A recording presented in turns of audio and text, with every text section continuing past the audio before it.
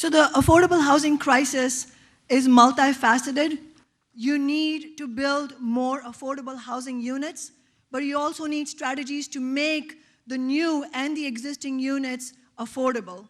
So in addition to rent control, we also need other tactics and other policies in order to make housing affordable. One, the city has a bonding capacity to the tune of $1 billion. Bonding capacity is used to build stadiums for other capital projects. We could use it for building affordable housing units, and given the scale of the crisis that we face, I would say it's high time that we deploy the city's bonding capacity in order to build tens of thousands of affordable housing units every year so that the crisis is solved. In addition to that, we need to make big developers pay. I've been calling for the most robust possible residential and commercial linkage fee. It's a fee on developers. That fee, if it is robust and if it is put in place without a phase-in, that is immediately, it will generate a large amount of fund that the city could have in its treasury to build further units.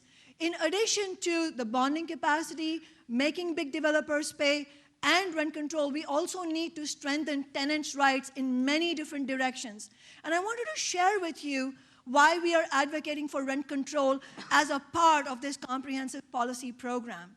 Wouldn't it be nice if we had a law, and wouldn't it be reasonable if we had a law that said that your landlord cannot increase your rents if they have pending housing code violations? That sounds reasonable and rational.